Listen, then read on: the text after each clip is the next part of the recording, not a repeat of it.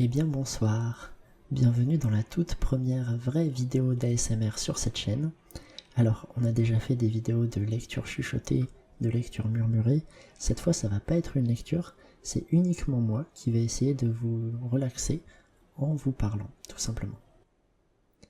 Alors la plupart des vidéos d'ASMR c'est souvent des triggers, donc des déclencheurs, des bruits de bouche, des choses comme ça. Alors moi j'aime pas du tout les bruits de bouche, donc il y en aura le moins possible, je suis désolé s'il y en a, je suis un petit peu près du micro. Et pour tout ce qui est triggers, etc., il y a énormément d'ASMR artistes qui le font bien mieux que moi, donc si ça vous intéresse, je vous invite à aller voir leurs vidéos. Moi je vais essayer de faire quelque chose qui est je pense un petit peu différent, même si je sais que certains autres youtubeurs le font. Je vais essayer de vous relaxer tout en vous apprenant des choses.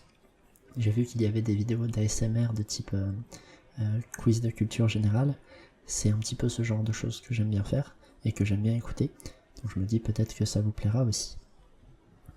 Alors l'idée c'est de faire une série qui va s'appeler ASMR Biodiversité et qui va se diviser en deux sous-séries, une série sur la biodiversité qu'il y a dans votre jardin et une série sur la biodiversité qu'il y a dans votre maison.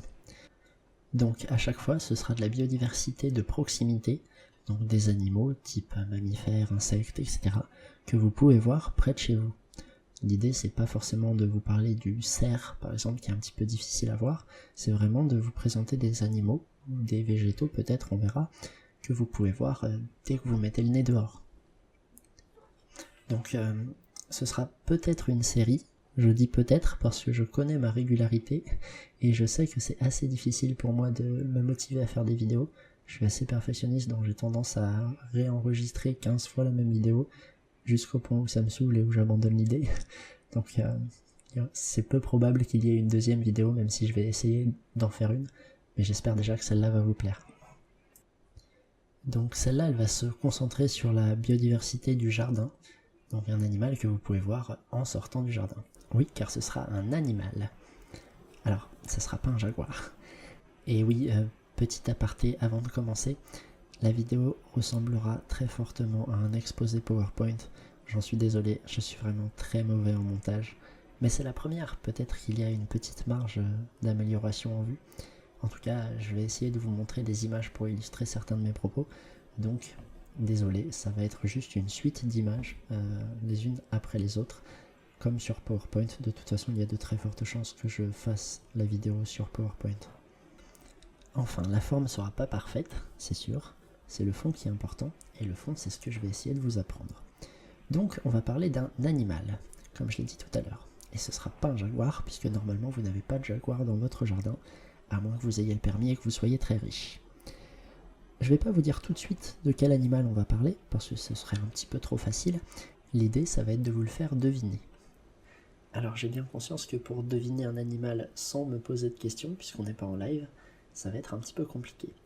Donc pour ça on va procéder un petit peu comme au qui est-ce, c'est-à-dire qu'on va procéder par élimination et on va se rapprocher de plus en plus de l'espèce dont on va parler aujourd'hui, en sautant de taxon en taxon.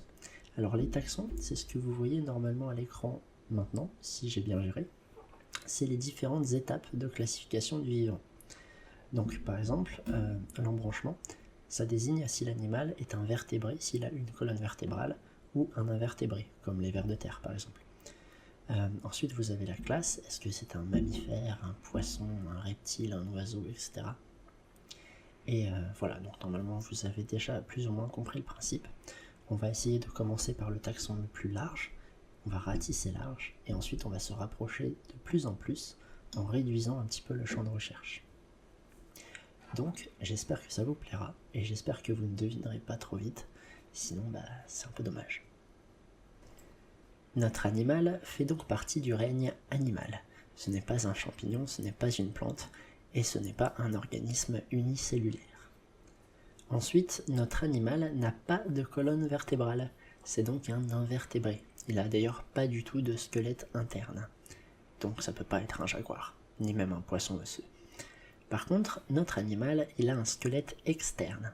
Ça veut dire que son corps est segmenté en plusieurs parties, articulées un petit peu comme le bras d'une armure de plaque, comme vous voyez là.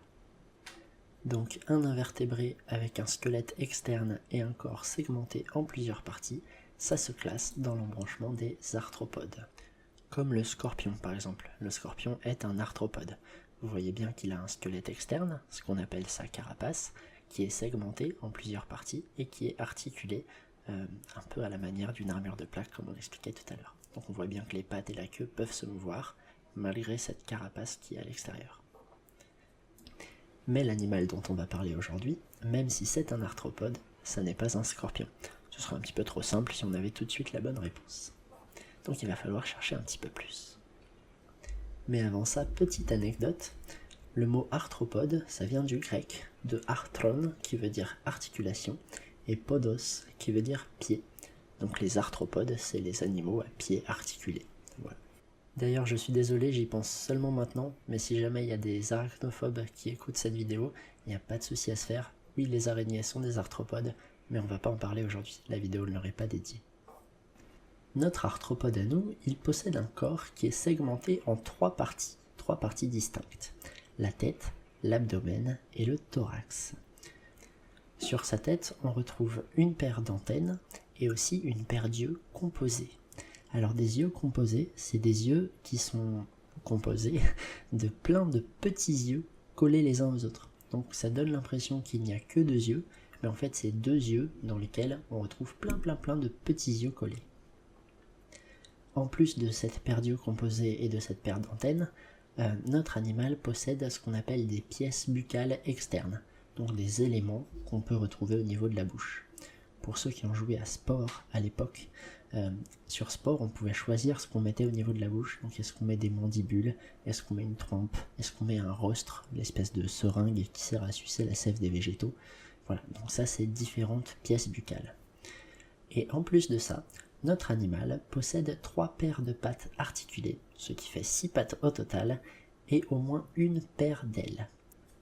Donc un squelette externe, un corps segmenté en 3 parties, 6 pattes, des antennes. Vous pouvez peut-être deviner la classe dans laquelle on se dirige, c'est évidemment la classe des insectes. Et là vous vous dites peut-être, mais les fourmis elles ont pas d'ailes pourtant. Eh ben si. La jeune reine a des ailes, d'ailleurs vous pouvez peut-être la voir au printemps, elle va chercher un endroit où s'enterrer pour commencer la fourmilière, et juste avant de s'enfoncer dans le sol, elle va s'arracher elle-même les ailes avec ses mandibules pour pas être gênée par ses ailes dans les galeries souterraines. Les mâles aussi, des fourmis, ont des ailes, c'est les fameuses fourmis ailées.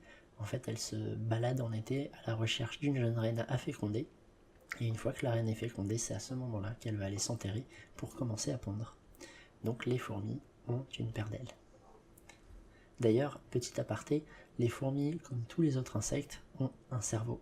Voilà, parce que je l'ai entendu beaucoup quand j'étais petit, des gens qui disent que les insectes n'ont pas de cerveau. S'ils en ont, il faut bien des neurones pour pouvoir contrôler les pattes, contrôler les mouvements, etc. Ils ont un cerveau. Donc là c'est pas mal, on se rapproche un petit peu plus de notre animal. Pour l'instant on a le règne animal, l'embranchement, c'est un arthropode, la classe, c'est un insecte. Maintenant il va nous falloir déterminer l'ordre. Alors pour ça on va procéder par élimination. Par exemple, on va se dire que si notre insecte a 4 ailes, alors ça ne peut pas être un diptère. Les diptères n'ont que 2 ailes. Ça vient d'ailleurs de di, qui veut dire 2, et ptera, qui veut dire aile. Diptera, 2 ailes. Donc on va essayer de fonctionner un petit peu comme ça, mais vous allez voir c'est assez simple. Notre insecte à nous, il n'a pas d'élytres. Alors les élytres, c'est quelque chose qu'on retrouve sur certains insectes qui possèdent 2 paires d'ailes. C'est quand la paire d'ailes du haut s'est solidifiée, s'est rigidifiée au cours de l'évolution pour servir de bouclier, pour protéger la paire d'ailes du bas lorsque l'insecte est au repos. C'est ce que vous pouvez voir sur cette image de coccinelle, si j'ai bien géré. Alors l'avantage pour la coccinelle, c'est que quand elle se retrouve au milieu d'une colonie de fourmis par exemple, les fourmis ne peuvent pas l'agripper en attrapant ses ailes. Les élytres font vraiment comme un bouclier protecteur très lisse que les fourmis n'arrivent pas à saisir. Alors que si une mouche se pose au milieu d'une colonie de fourmis, ses ailes sont à la merci des morsures des fourmis. Donc c'est très joli, mais notre insecte n'a pas ce genre d'élytre, donc ce n'est pas un coléoptère. Coléoptère, ça vient du grec encore une fois, koléos, qui veut dire fourreau, et ptéron, qui veut dire aile, donc des ailes protégées par un fourreau. C'est donc un insecte, mais ni une coccinelle, ni un scarabée. Par contre, notre insecte a effectivement 2 paires d'ailes, comme les coléoptères, c'est juste qu'elles ne sont pas protégées par des élytres. Donc ça n'est pas un diptère, ça ne peut pas être une mouche. Vous voyez sur cette image de mouche que la mouche n'a bien que 2 ailes. Alors si vous êtes vraiment en train de jouer le jeu et d'essayer de deviner de quel insecte on va parler au fur et à mesure, ne vous concentrez pas sur l'idée qu'il a 4 ailes, puisque en fait la deuxième paire d'ailes est assez difficile à repérer. Elle est beaucoup plus petite et elle est transparente, donc elle est un peu galère à voir. D'ailleurs, des ailes transparentes, vous savez ce que ça veut dire? Ça veut dire que c'est des ailes membraneuses, un petit peu comme les libellules, et non pas écailleuses comme les papillons. C'est d'ailleurs pour ça qu'on vous dit qu'il ne faut jamais toucher les ailes des papillons, puisqu'en fait ça va abîmer, ça va décrocher certaines écailles, et donc ça peut rendre le vol un petit peu plus difficile.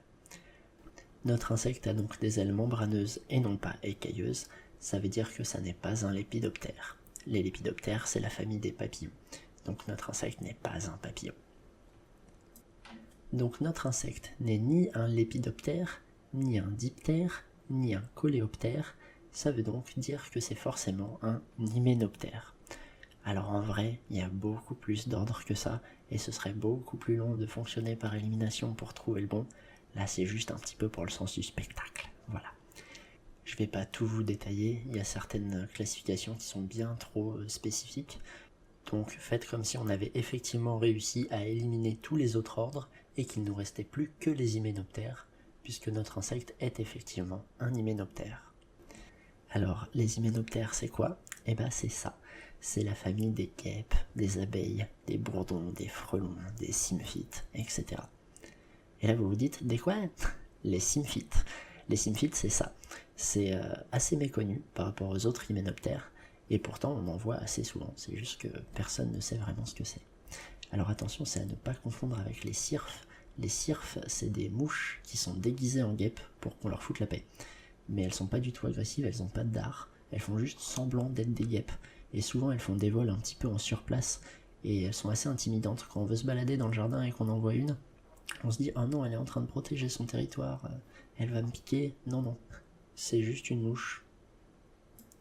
Les symphytes, c'est bien des hyménoptères, donc comme tous les autres hyménoptères, ils ont un dard, ils ont donc la capacité de piquer. D'ailleurs, l'ordre des hyménoptères, il ne se divise qu'en 2 sous-ordres, Apocrita, les apocrites, et Symphyta, les symphytes.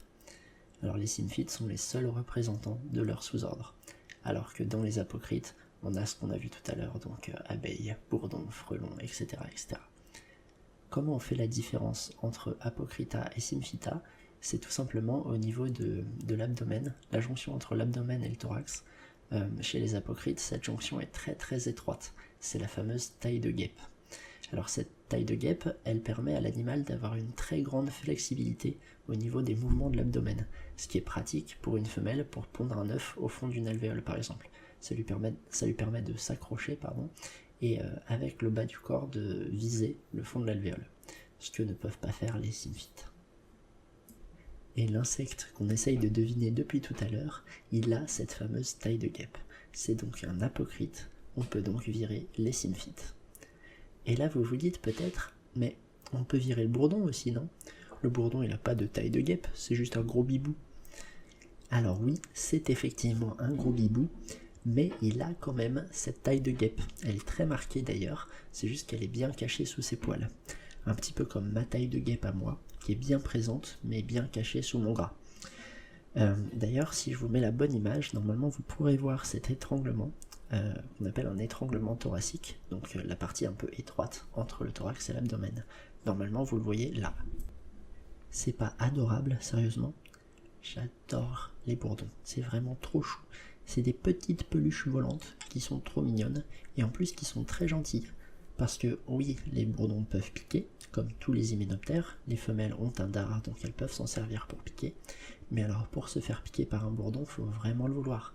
Les bourdons, c'est vraiment très gentil, c'est pas du tout les plus agressifs des hyménoptères, et leur premier réflexe, ça va être soit la fuite, soit au pire des cas, faire des petits vols d'intimidation, c'est-à-dire tourner autour de votre tête en vrombissant très fort, pour vous impressionner un petit peu, vous stresser un petit peu. Mais alors ils vont rarement vous piquer. pour vous dire à quel point ils sont pas agressifs, j'ai une petite anecdote là-dessus. Le travail de ma maman, c'est de garder des bébés.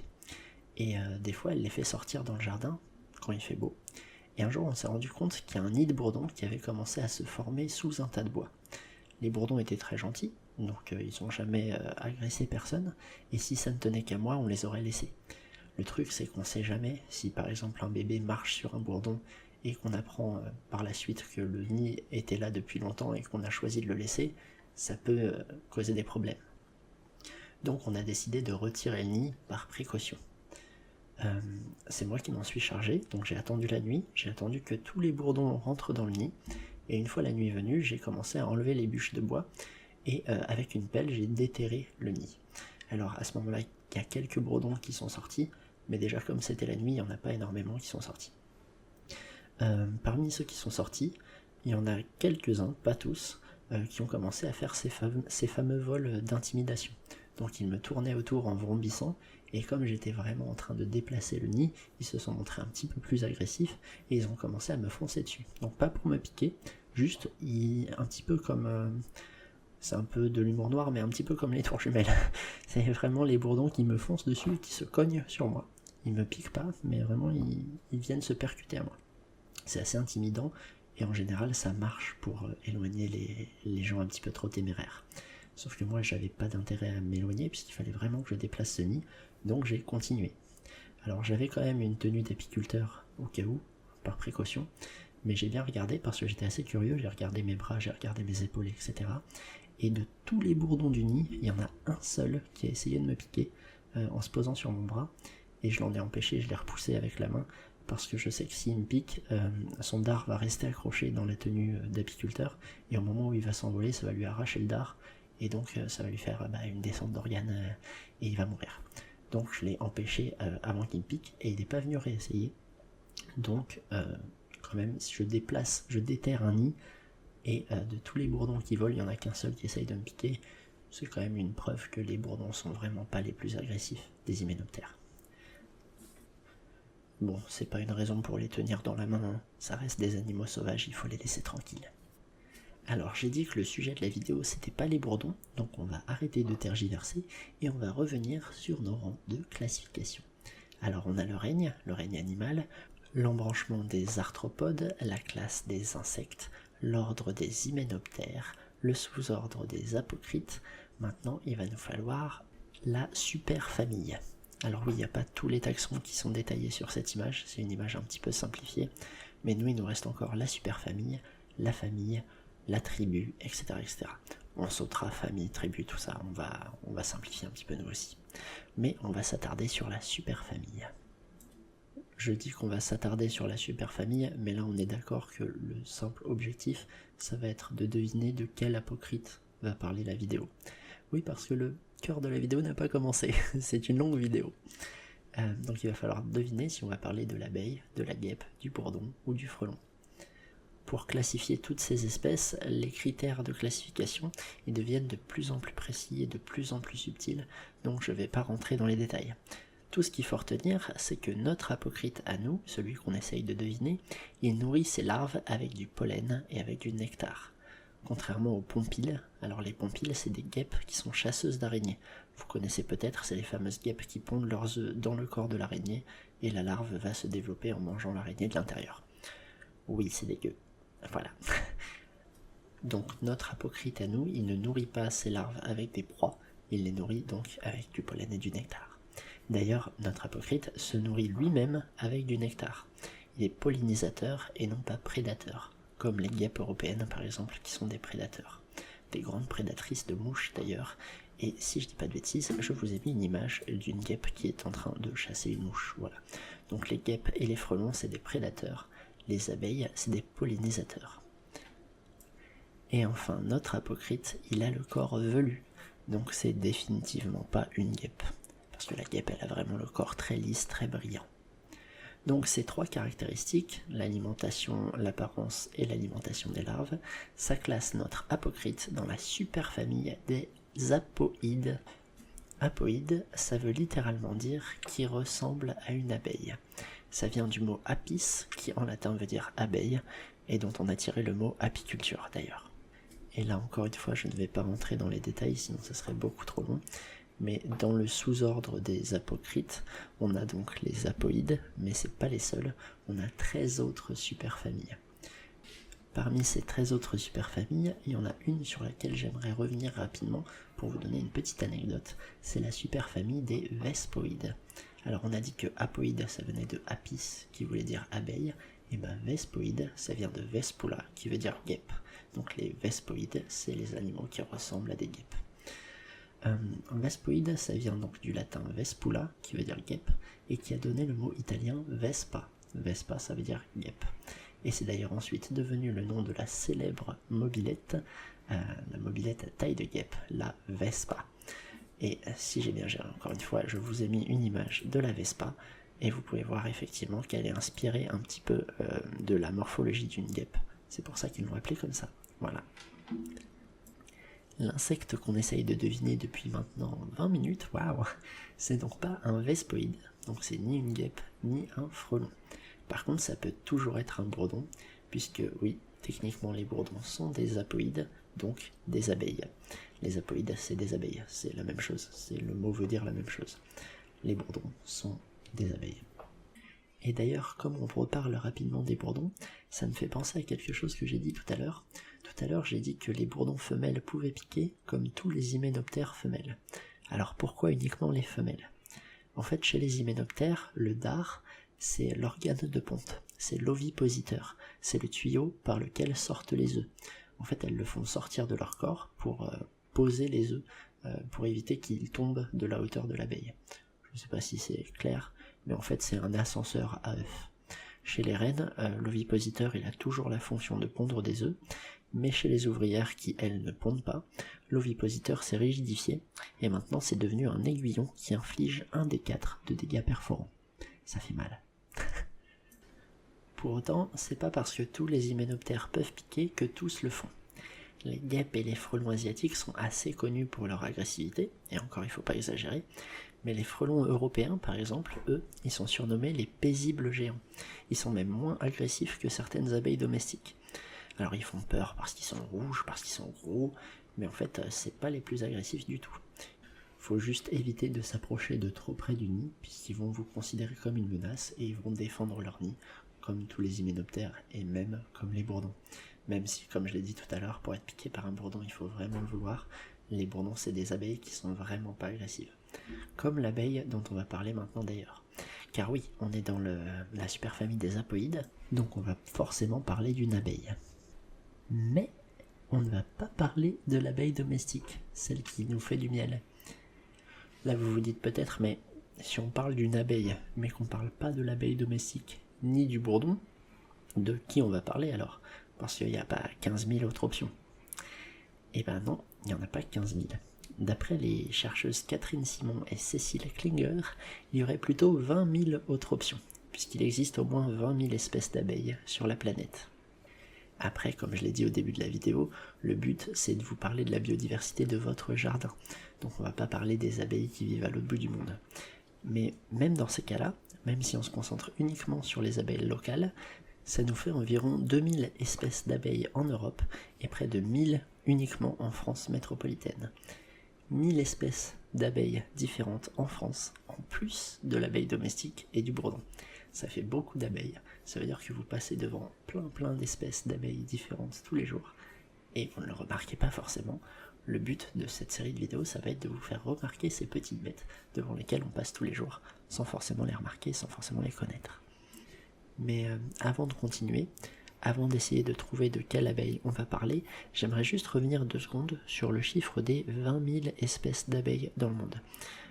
En fait, comme c'est un grand chiffre, on se rend pas forcément compte d'à quel point il est grand.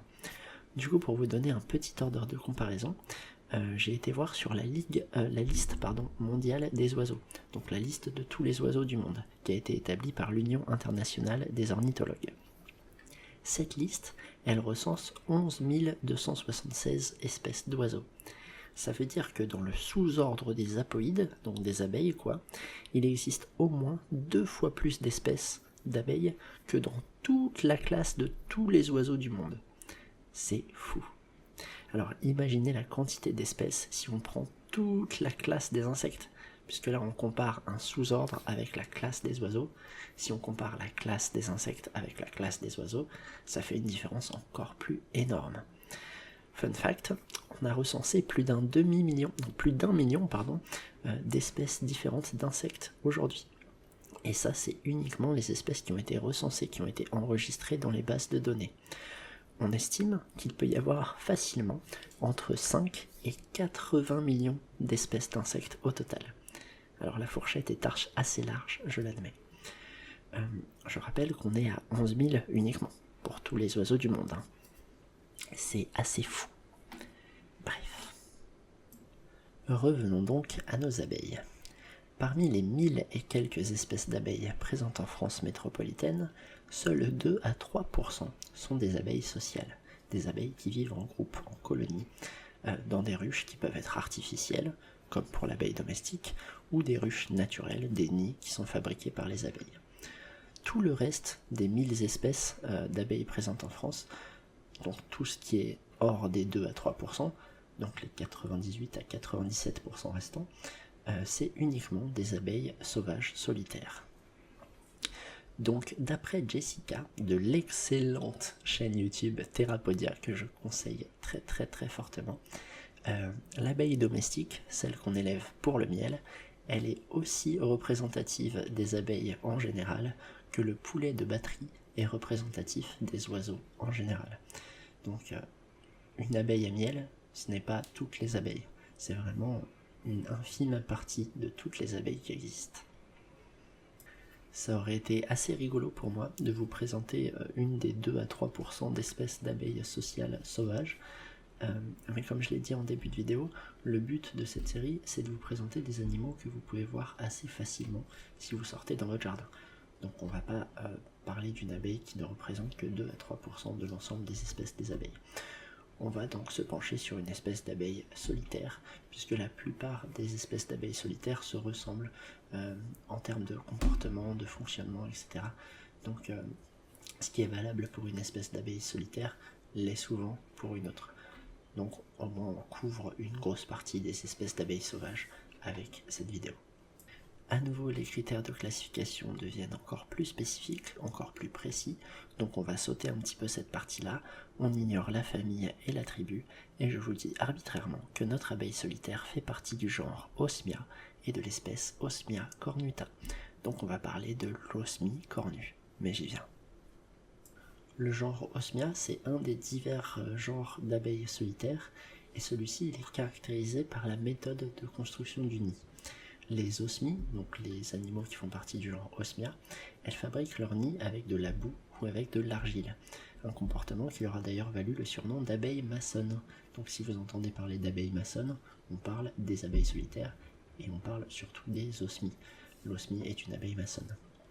Alors, à ne pas confondre avec les abeilles charpentières. Les abeilles charpentières, c'est celles-là. Elles sont énormes. D'ailleurs, mon père les appelle les porte-avions et ça me fait beaucoup rire.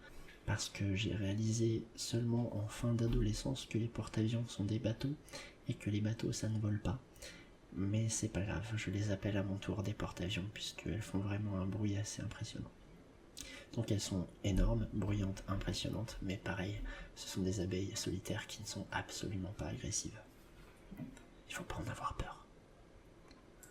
Mais nous, l'espèce d'abeille solitaire dont on va parler aujourd'hui, je vous l'ai dit tout à l'heure, c'est Osmia cornuta, c'est l'osmie cornue.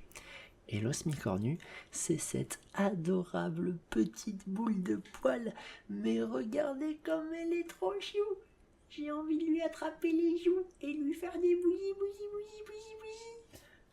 Elle est adorable. Je pense que je la préfère au bourdon, mais c'est vraiment difficile de départager les deux, ils sont tous les deux très mignons. Mais pourquoi cornu? Pourquoi osmie cornue? Alors c'est à cause des petites cornes que vous pouvez voir ici chez la femelle, donc entre les antennes et les mandibules. Les mandibules, c'est les petites pièces buccales qu'on trouve au niveau de la bouche. Ces petites cornes, on n'en a pas vu sur la photo précédente parce que la photo précédente c'était un mâle et il n'y a que les femelles qui ont ce genre de petites cornes. D'ailleurs ça s'appelle pas des cornes, ça s'appelle des clipéus. C'est des petites excroissances solides qui sont faites de chitine, donc comme le reste de leur exosquelette. Les scientifiques ne savent pas vraiment à quoi ça sert, parce qu'ils ont vu des osmies cornues se servir de ces cornes pour façonner l'argile, pour tasser les différents éléments qu'elle utilise lorsqu'elle construit son nid, mais il y a d'autres osmies et d'autres abeilles solitaires qui font leur nid plus ou moins de la même manière et qui n'ont pas ces petites cornes, et qui s'en sortent pourtant très bien quand même. Donc peut-être juste que l'osmie cornue a de la chance, ou peut-être qu'elle avait envie d'être mignonne. Voilà, c'est une abeille avec des piercings, et ça lui va très bien. L'osmie cornue, ce n'est qu'une des 37 espèces du genre Osmia qu'on peut retrouver en France, en Belgique, en Suisse et au Luxembourg. Donc si vous voyez une abeille solitaire en train de transporter une goutte de boue pour faire son nid, c'est bien une osmie, mais c'est pas forcément l'osmie cornue. Par contre, et mis à part les détails qui concernent l'apparence physique, ce que je dis pour l'osmie cornue s'applique presque à toutes les osmies. Donc si vous voyez une abeille solitaire qui a le comportement que je vais vous décrire tout à l'heure, ce sera forcément une osmie. Si vous voyez une osmie cornue, vous avez de la chance, parce qu'elle est trop chou. Donc, comment reconnaître l'osmie cornue? Alors, en termes de taille, la femelle, elle est un petit peu plus grande que le mâle. Elle peut atteindre une taille de 12 à 15 mm, ce qui est quasiment la même taille que les abeilles domestiques. Donc, c'est pas spécialement plus grand. Pour la femelle, elle a la tête et le thorax noirs, et un abdomen qui est roux, rouge, orangé, bon, voilà. Les mâles, eux, ils ont un petit toupet blanc sur le front et ils ont des antennes un petit peu plus longues que les femelles, même beaucoup plus longues, puisque ces antennes, ça leur sert à repérer les femelles, justement. Ça sert un petit peu à capter les phéromones. Et j'espère qu'on est tous d'accord sur le fait que cette petite couleur orangée, ce tout petit toupet blanc et ces longues antennes, ça les rend absolument adorables. En termes de comportement, l'osmie cornue c'est donc une abeille solitaire, elle ne sert pas de reine, elle se débrouille toute seule. Elle est active de mars à juin, donc là on est début mars, elles vont pas tarder à sortir, mais je vous en parle tout à l'heure. Donc elle est active de mars à juin, elle pollinise de nombreuses fleurs sauvages, notamment les pissenlits, les pâquerettes, les trèfles et aussi les fruitiers. Les arbres fruitiers du type cerisier, mirabelle, etc., c'est parmi les premiers arbres à fleurir, et les osmies, c'est parmi les premiers pollinisateurs à sortir. Donc les osmies, on en a besoin si on veut avoir des mirabelles par exemple, ou des cerises. C'est donc un des premiers pollinisateurs à annoncer le printemps. Quand vous voyez une osmie, généralement les osmies sortent même avant les abeilles domestiques, donc c'est plutôt mignon, ça veut dire que le printemps arrive. Comme on l'a vu plus tôt, les osmies cornues sont pas du tout des espèces d'abeilles agressives. Déjà les mâles ne piquent pas, puisqu'ils n'ont pas de dard. On a vu plus tôt que le dard c'est l'ovipositeur, donc le tuyau qui sert à faire sortir les œufs. Et les femelles osmies cornues ont effectivement un dard, mais comme les osmies sont des abeilles solitaires et non pas des ouvrières, elles doivent se débrouiller par elles-mêmes, et elles doivent donc assurer leur descendance par elles-mêmes. Donc leur dard va servir à pondre des œufs au bout d'un moment. Donc c'est très risqué de l'utiliser, parce que si elles l'abîment, elles ne pourront plus se reproduire. Donc elles n'ont vraiment aucun intérêt à piquer, elles ne piquent qu'en dernier recours, si vraiment vous les enfermez dans vos mains et que vous serrez petit à petit, elles vont piquer pour essayer de sortir. Mais elles n'ont pas d'intérêt à utiliser leur dard, puisqu'il faut le maintenir le plus en l'état possible pour préparer la ponte. Et puis en plus de ça, les osmies, elles n'ont pas le temps de vous piquer, elles n'ont pas le temps pour ces bêtises, elles ont du travail. Et on va le voir tout de suite. Les osmies, c'est des espèces qu'on dit caulicoles. Ça veut dire qu'elles nichent dans des cavités naturelles, ou des cavités artificielles, mais bref, elles nichent dans des cavités, des petits trous, souvent assez profonds. Alors ça peut être des tiges creuses, comme des tiges de bambou par exemple, ou des trous dans le bois, et même parfois dans les aérations de fenêtres quand elles ne trouvent pas mieux, quand elles n'ont pas d'autre option. Le problème des osmies, c'est qu'elles ont de moins en moins d'endroits où nicher, parce qu'on laisse de moins en moins les végétaux mourir sur place. En général, un végétal mort, on va le nettoyer, on va le retirer parce que ça fait moche. Sauf que du coup, les osmies, elles sont un petit peu privées de leur nid. C'est pour ça qu'elles vont dans les trous de fenêtre, puisque c'est le plus adapté à leurs besoins parmi tout ce qu'il y a de disponible. Donc vous voyez sur ces images des petites branches creuses qui sont scellées par des bouchons d'argile. C'est ce qu'on trouve souvent dans les hôtels à insectes. Les osmies sont des très grandes fréquentatrices, je ne sais pas si ça se dit, de très grandes clientes des hôtels à insectes. D'ailleurs, si vous en avez des hôtels à insectes chez vous, vérifiez qu'il y a une petite opercule. S'il y en a une, ça veut dire qu'il y a une osmie à l'intérieur et qu'elle va pas tarder à sortir en mars. Vers le 12-13 mars. Mais comme j'ai dit, j'y reviendrai tout à l'heure, je m'égare un petit peu là. Contrairement aux abeilles domestiques, comme celles que vous pouvez voir là, les osmies ne font pas de miel. Par contre, elles récoltent quand même du pollen et du nectar, mais d'une manière assez rigolote. En fait, contrairement aux abeilles domestiques, les osmies n'ont pas de corbeille à pollen sur les pattes. Les corbeilles à pollen, c'est ce qui permet à l'abeille d'avoir cette grosse boule jaune au niveau de la patte arrière. C'est tout le pollen qui va s'accumuler là et qui va rester stocké. Donc les osmies, elles n'ont pas ce petit avantage évolutif. Elles, pour transporter le pollen, elles vont simplement devoir se frotter aux étamines des fleurs pour se couvrir d'un maximum de pollen. Leur but, ça va être vraiment d'être couvertes de pollen. Et là, c'est le moment un petit peu triste où on a un peu pitié pour elles. En fait, accrochés à leurs poils, le pollen sec, il s'en détache très facilement. Seulement 10% du pollen qui est transporté par l'abeille va arriver jusqu'au nid. Les 90% restants, ils vont tomber du corps de l'abeille pendant son vol et ils vont ainsi polliniser d'autres fleurs, toutes les fleurs que va croiser l'abeille sur son chemin. Donc, d'un côté, c'est très pratique pour la pollinisation, de l'autre, on se dit, pauvre abeille, elle travaille gratuitement. Une fois arrivée au nid, l'osmie cornue va déposer le pollen et le mélanger à du nectar qu'elle va recracher, qu'elle va régurgiter. Et ce mélange, donc pollen et nectar, on appelle ça des pains de pollen. Elle va ensuite pousser ce pain jusqu'au fond de la cavité, donc c'est pratique d'avoir des cornes pour faire ça. Et ensuite, elle va pondre un œuf dessus. Normalement, c'est ce que vous pouvez voir sur l'image qui est là. Voilà. Ensuite, elle va sceller cette première cellule avec de la boue ou de l'argile, ce que vous pouvez voir d'ailleurs sur l'image, vous voyez que ça fait comme des petites chambres. Et ensuite, elle va répéter le processus jusqu'à avoir rempli tout le tube, toute la longueur du tube. Si par exemple c'est un bambou, jusqu'à ce qu'elle ait rempli tout le bambou. Chaque cellule bouche donc la cellule précédente. Donc son but, à la femelle osmie cornue, ça va être de passer toute la belle saison, donc toute sa vie, puisqu'elle ne vit qu'un an, à accumuler assez de nectar et de pollen pour faire un pain assez gros, sachant que pour faire un pain, il faut environ 34 vols d'approvisionnement, donc 34 allers-retours au nid. Ensuite, pondre un œuf sur ce pain, sceller la cellule et recommencer pendant toute la belle saison. Entre les vols qui servent à transporter de quoi faire le pain de pollen, donc 34 vols en moyenne par pain de pollen, la ponte et les vols qui servent à transporter les matériaux nécessaires pour sceller les cellules, tout ça, ça prend beaucoup de temps, ce qui fait que l'osmie cornue ne peut sceller que 3 cellules par jour, 3 chambres qui sont terminées chaque jour. Une fois que tout le tuyau est rempli, l'osmie cornue ne s'arrête pas là, elle va recommencer dans une autre cavité.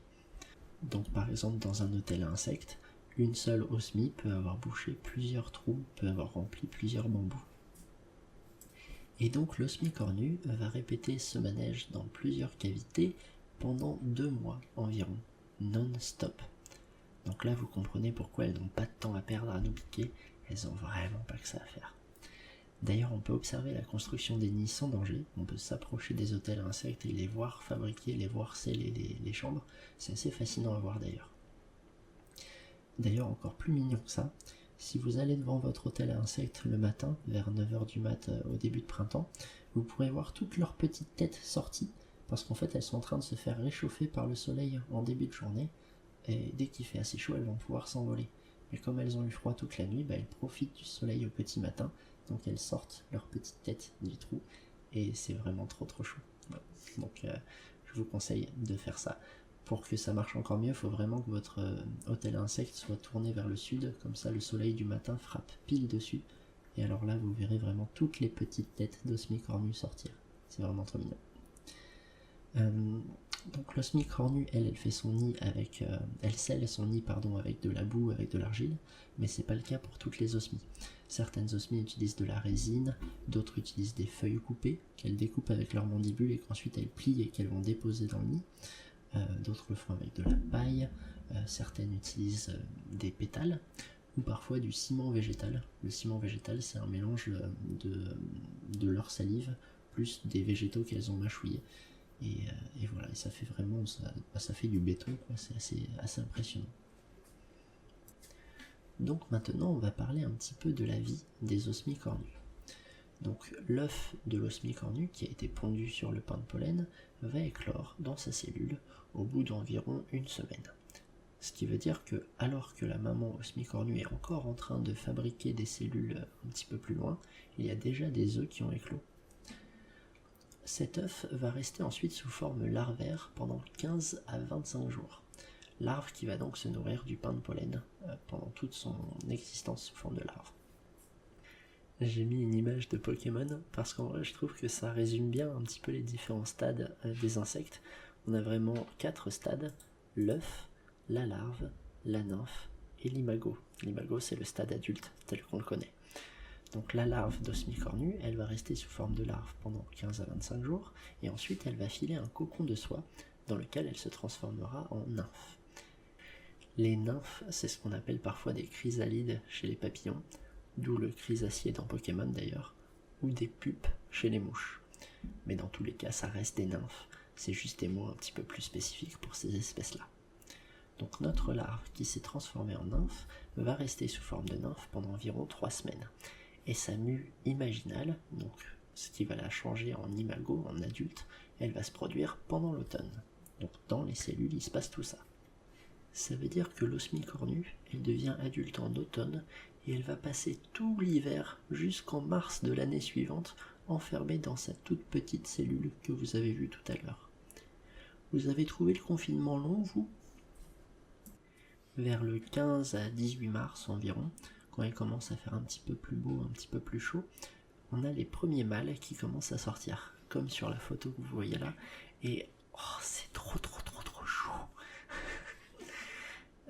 Alors pourquoi les mâles sortent en premier ? Parce que les mâles, ils n'ont qu'un seul objectif dans la vie, c'est de se reproduire. Une fois qu'ils se sont reproduits, ils vont mourir. Les femelles, elles vont devoir survivre un petit peu plus longtemps, elles vont devoir construire les nids, elles vont devoir pondre, etc. Donc il faut qu'elles aient un corps un petit peu plus développé, on va dire, donc ça prend un petit peu plus de temps. Alors comment ça se fait que les mâles sortent en premier, sachant que les chambres sont les unes à la suite des autres ? Ça c'est parce que l'osmicornu, elle a un petit super pouvoir, et elle peut décider de quel sexe sera l'œuf qu'elle pond. Du coup elle va pondre les femelles au fond du tube, et elle va pondre les mâles vers la sortie.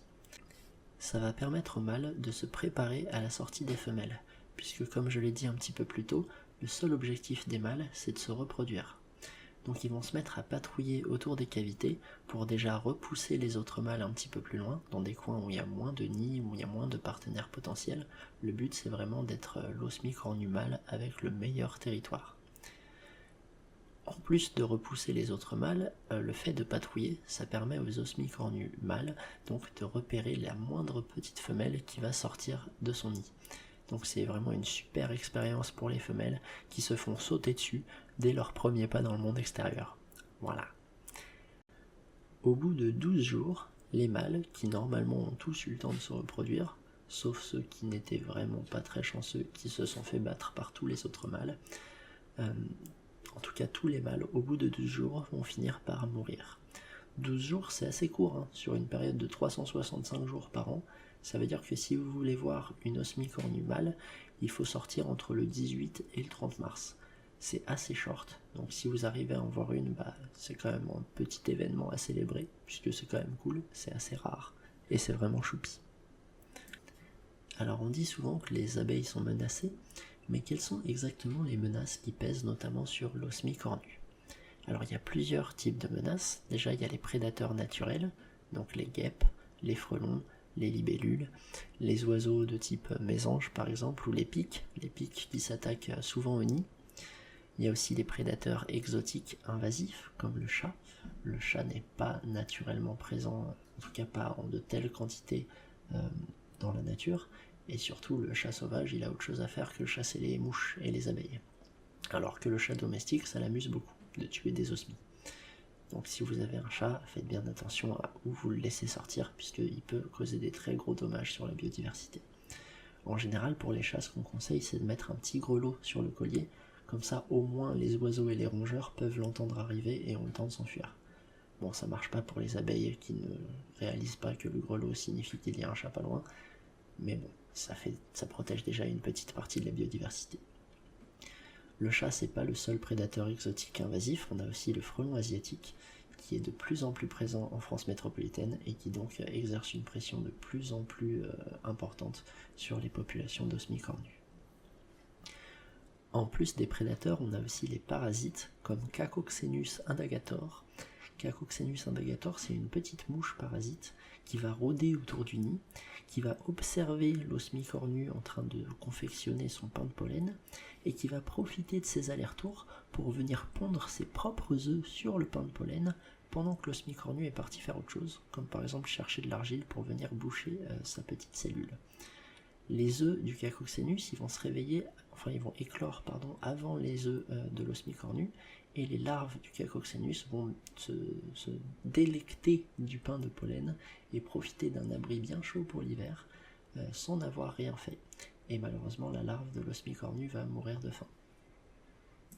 Mais vous vous doutez bien que les plus grandes menaces qui pèsent sur l'osmie cornue, c'est pas forcément les prédateurs ou les parasites, c'est surtout l'agriculture intensive, avec l'usage un petit peu exagéré de pesticides, d'herbicides, d'insecticides, de biocides, etc., etc. Mais aussi la monoculture, ce qui laisse peu de place aux fleurs sauvages, la destruction des habitats, comme les prairies de fleurs sauvages par exemple, ou les arbres morts qui servaient de nichoirs, et aussi la fragmentation des habitats. La fragmentation des habitats, c'est quand par exemple plusieurs prairies fleuries sont de plus en plus séparées les unes des autres. Par exemple par des champs, par des autoroutes, par des parkings. Ça fait que si jamais il y a une population d'osmies cornues dans une de ces zones qui meurt, elle va être très difficilement remplacée par une nouvelle population parce que les osmies les plus proches seront en réalité assez loin.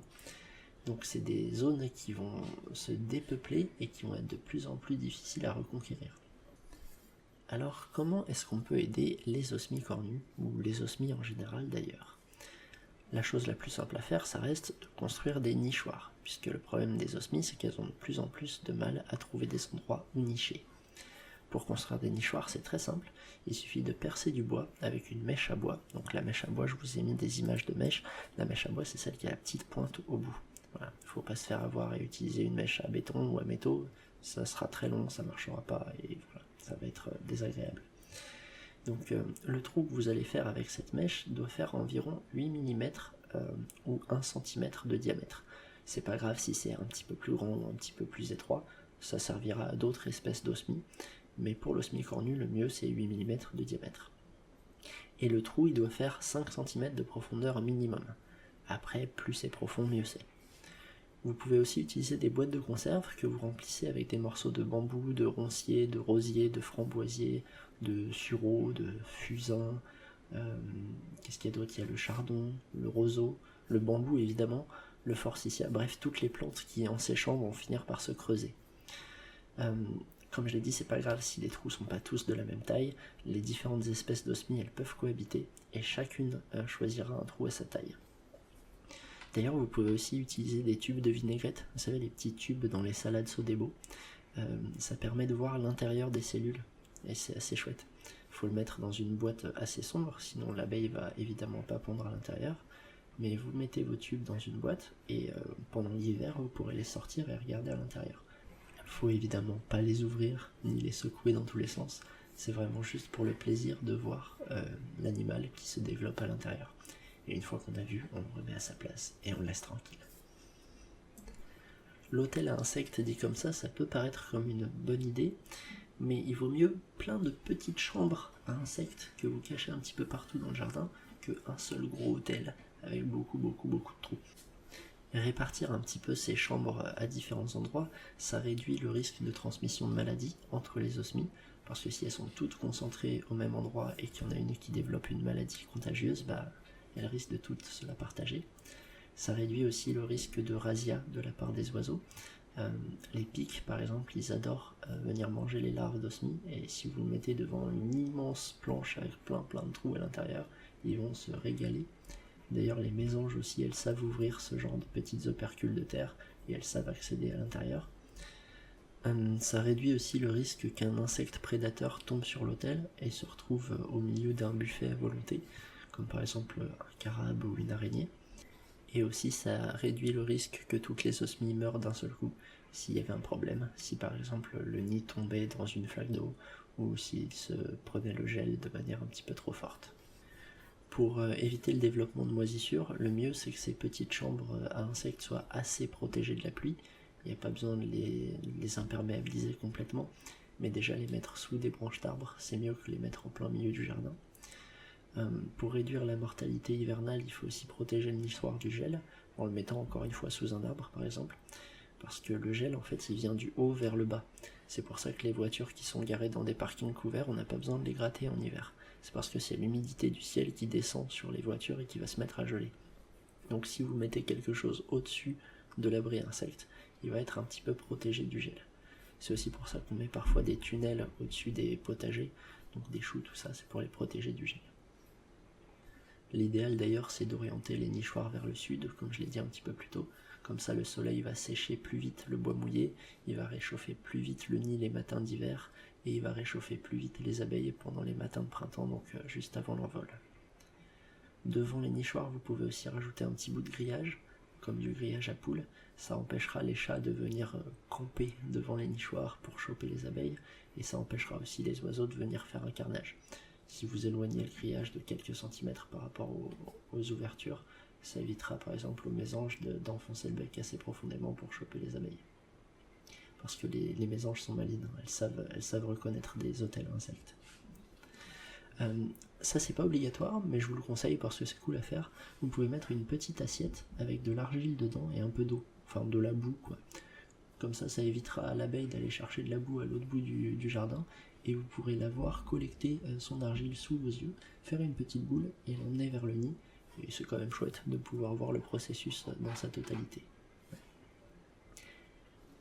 Alors construire des hôtels à insectes c'est bien, mais si on veut vraiment protéger les abeilles, il va falloir apprendre à faire un petit peu plus que ça, et notamment réensauvager nos jardins. C'est-à-dire oublier un petit peu les jardins tirés à 4 épingles, remplacer les pelouses tondues à ras par des fleurs sauvages, genre pissenlit, pâquerette, trèfle, etc., et remplacer les piscines bourrées de produits chimiques biocides par des mares ou par des piscines sauvages à filtration naturelle. Il faut aussi apprendre à réensauvager les parcs, au moins par zone, faire quelques zones de fleurs sauvages, réensauvager les ronds-points. C'est quand même dommage d'avoir de l'art moderne, même si c'est pas si mal que ça l'art moderne, mais un rond-point tondu à ras avec une sculpture qui n'a aucun sens dessus, c'est quand même moins beau, à mon avis, qu'un rond-point recouvert de plantes sauvages qui monte jusqu'à presque un demi-mètre de haut.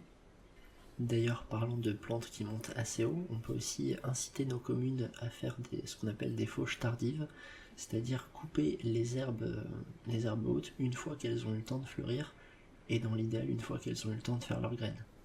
Parce que si on coupe à chaque fois alors que l'herbe a atteint 5 cm de haut, on a zéro biodiversité qui va pouvoir se développer puisqu'il n'y aura pas de fleurs, il n'y aura pas de graines, il n'y aura pas de fruits, il n'y aura rien du tout. Dit comme ça, c'est un petit peu déprimant, mais on peut se consoler en se disant qu'on a tous un pouvoir d'action, on a tous la capacité de faire changer les choses, au moins à notre échelle avec un petit abri à insectes, mais parfois aussi sur des échelles plus grandes, comme par exemple l'échelle d'une commune. En fait, on dit souvent que les élus, les adjoints, les maires, etc., ils sont mauvais, ils ne pensent qu'à leur propre intérêt, etc. C'est possible, mais je pense pas que ce soit le cas de tout le monde, et pas forcément que les élus d'ailleurs, je pense pas que ce soit le cas de tous les humains. Tous les humains ne sont pas forcément mauvais, encore moins envers la biodiversité, c'est juste qu'ils ne sont pas forcément éduqués à ça, qu'ils en ont peur, ou juste qu'ils ne s'y intéressent pas forcément. Et aller dans une mairie pour demander si c'est possible d'avoir des rues un petit peu plus fleuries, des places, des ronds-points, etc., un petit peu plus sauvages, ça peut déjà être un premier pas. Alors il y a de fortes chances qu'on vous dise non, mais si beaucoup de gens se mettent à demander assez régulièrement, ça finit par faire changer les mentalités et peut-être par faire changer les choses. Rien qu'avoir les hôtels à insectes, il y a quelques années c'était très très peu répandu, et en 5 ans il y a plein de communes qui se sont mises à en mettre absolument partout. D'ailleurs vous pouvez voir sur cette image que j'ai récupérée d'une vidéo de Science Bestiale, encore une chaîne YouTube que je vous conseille grandement, vous pouvez voir l'utilité de l'abri insecte placé au milieu d'une pelouse tondue à ras. Bon voilà, ça c'est vraiment du greenwashing, hein. C'est un hôtel à insectes pour faire genre on en a quelque chose à faire de la biodiversité, mais on leur donne le gîte, on leur donne pas le couvert. Mais il y a quand même, c'est peut-être pas forcément que du greenwashing, c'est peut-être aussi une volonté de bien faire, sans être assez éduqué là-dessus. Donc si à force de parler des hôtels à insectes, on a réussi à les faire devenir à la mode, peut-être qu'avoir des zones un petit peu plus sauvages, un petit peu plus fleuries, ça peut devenir à la mode, si on continue d'insister. Et en vrai, c'est vraiment important, parce que quand on dit que les abeilles sont en voie de disparition, on parle pas des abeilles à miel. Et encore, les abeilles à miel, elles aussi, elles sont un petit peu en train de galérer. Mais on parle surtout de toutes les abeilles sauvages, donc les 99% qui ne sont pas des abeilles à miel, qui sont vraiment en difficulté et qui voient leurs effectifs diminuer à un rythme assez alarmant. Alors oui, c'est pas très relaxant comme information, donc pour vous relaxer, imaginez une osmie avec sa petite touffe blanche voltant au milieu de centaines de fleurs de cerisier dans la lumière rasante d'un matin de printemps qui s'annonce magnifique d'ailleurs. Inspirez, expirez, dites-vous que la vie est belle et qu'il est beau de la protéger. Et pour finir cette vidéo sur les osmies, on va lister quelques plantes que vous pouvez installer chez vous, dans votre jardin ou sur votre terrasse ou sur votre balcon. Des plantes qui sont assez appréciées des abeilles sauvages et qui pourront les aider à récupérer un maximum de pollen sans faire des trajets vraiment immenses entre le nid et la source de nourriture, et donc qui feront que leur seul été en ce monde se passera de manière un petit peu plus agréable. Donc déjà on peut commencer par planter des fleurs précoces à bulbes, donc n'importe quel bulbe, des jonquilles, des tulipes, des crocus, etc. Ça leur donnera une base de nourriture en début de saison, puisque c'est les premières fleurs à sortir au printemps. Le mieux, ça reste des arbres fruitiers, donc comme je l'ai dit un petit peu plus tôt, des cerisiers, des mirabelliers, etc. De manière générale, pour toutes les fleurs que vous pouvez mettre dans votre jardin, évitez les variétés horticoles qui sont un petit peu trop tape à l'œil, donc les espèces qui sont vraiment magnifiques mais qui viennent de l'autre bout du monde, comme l'arbuste de Madagascar, les arbres du Japon, les fleurs du Chili, etc. On va préférer des plantes indigènes, donc des plantes locales, auxquelles nos abeilles sont adaptées. D'ailleurs, chaque espèce d'osmie a une fleur préférée, donc elles sont plus ou moins adaptées à leurs fleurs. Elles ont vraiment évolué ensemble, les fleurs et les abeilles. Donc s'il y en a une qui disparaît, l'autre a de fortes chances de disparaître aussi. En plus des fleurs, vous pouvez aussi mettre des plantes aromatiques rustiques, comme le thym, l'origan, etc. Ça attire beaucoup de pollinisateurs, pas que les abeilles sauvages d'ailleurs, et ça repousse certaines espèces moins agréables, comme les moustiques ou les ravageurs du potager type dorifort, mouche du chou, etc. Mais le mieux, c'est tout simplement de ne pas se prendre la tête, de ne pas essayer de semer des fleurs exprès pour aider les abeilles. Il suffit simplement de laisser un coin du jardin complètement sauvage, de ne pas intervenir dessus, et la nature s'y installera de manière spontanée. Les fameuses mauvaises herbes, elles ne sont pas mauvaises en fait. Et d'ailleurs, on y trouve sûrement les fleurs préférées des osmies. D'ailleurs, si vous voulez utiliser un terme un petit peu moins péjoratif, vous pouvez utiliser le terme adventice. Adventice, c'est les plantes qui surgissent de manière spontanée dans une zone dans laquelle on vient de retourner la terre, par exemple. On les a souvent appelées mauvaises herbes, puisque les gens qui font du potager ont tendance à vouloir les retirer. Dans un potager, ça peut se comprendre, mais dans un jardin, il faut les laisser. Elles aident vraiment la biodiversité. Parmi ces fleurs, il y en a pas mal qui sont très utiles pour les osmies, et là c'est le moment où on va essayer de faire un petit peu de mots déclencheurs, puisque c'est une vidéo ASMR, et donc on va essayer comme de vrais ASMR artistes de faire des petits triggers, donc des mots déclencheurs. Donc pour finir cette vidéo, parce que c'est la fin, et en plus on approche de 1 heure, je vais chuchoter des fleurs que peuvent aimer les osmies. Et voilà, j'espère que ça vous plaira. Alors, parmi les fleurs préférées des osmies, on retrouve la gilet millefeuille, l'astère, la marguerite, la pâquerette, le pissenlit, la tanésie, la renoncule, la verge d'or. J'avais pas prévu de chuchoter le mot verge aujourd'hui, mais voilà qui est fait. Le lierre terrestre, pardon, la berce, la chélidoine, l'aubriette, la giroflée, la corbeille d'or, les pierres, le lamier jaune, la lavande, le serpolet, le thym serpolet, le bois de senteur, le lupin, le pulmonaire, le campanule, le sédum, le cosmos. Cosmos. Oh, j'aime bien dire cosmos avec la voix basse. Le cosmos, le souci, la tagette. Attendez, souci, je pense que ça rend bien en chuchotant. Le souci, la tagette, le coquelicot. Ah, le coquelicot, il est connu. C'est un mot déclencheur assez connu, coquelicot. Le coquelicot. Oh, c'est rigolo, je fais de la SMR pour de vrai, waouh. La digitale, le crocus, la cile, l'angélique. Et tant qu'à faire, puisqu'on y est, on va aussi lister quelques plantes aromatiques qui pourraient être intéressantes, comme par exemple le fenouil, la menthe, l'origan, la sauge, la sarriette, le thym et la bourrache. La bourrache, ça fait des petites fleurs bleues, c'est génial, ça se reproduit super vite, ça se développe partout dans le jardin, c'est même limite un petit peu envahissant au bout d'un moment, mais c'est très mellifère, et donc les abeilles, elles adorent la bourrache. Et nous, on peut manger les fleurs, ça fait des petites fleurs bleues qui sont très jolies dans les salades. Je suis vraiment en train de raconter ça en chuchotant, ça me fait un peu rire. Mais je vous invite à essayer la bourrache, c'est rigolo. Ça a un petit goût d'huître, mais en moins mauvais. En fait, ça n'a pas vraiment un goût d'huître, ça a un goût d'iode.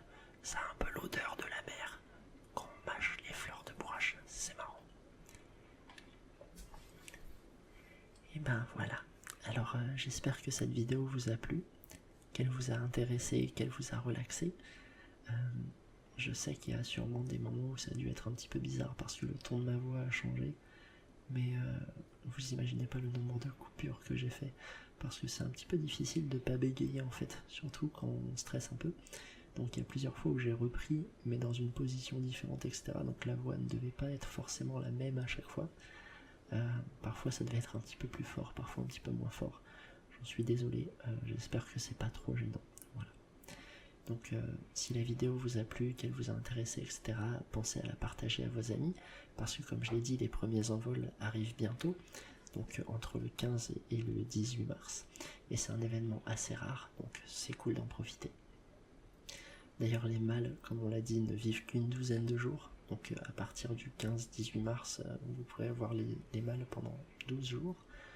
Ils ne piquent pas, donc n'hésitez pas à vous rapprocher, ça pose pas de problème, et de toute façon les femelles vous ignoreront royalement, donc voilà, n'ayez pas peur de vous approcher des nids pour observer de près. C'est des événements qui sont assez rares et assez beaux en soi, puisque c'est vraiment de la biodiversité locale, c'est juste à côté de chez nous, mais on s'en rend pas forcément compte, donc ça vaut le coup d'ouvrir les yeux là-dessus et d'en apprendre davantage. Voilà. Et bah bonne soirée à tous, et à bientôt. Peut-être, si j'arrive à me motiver pour faire une autre vidéo. C'est pas sûr, hein, parce que la vidéo elle fait 1 heure, mais ça fait bien 3 heures que je suis dessus, voire plus. 4 heures je pense, voilà. En tout cas, j'espère que ça vous a plu et je vous souhaite une très bonne soirée. Voilà, merci de m'avoir écouté jusqu'au bout.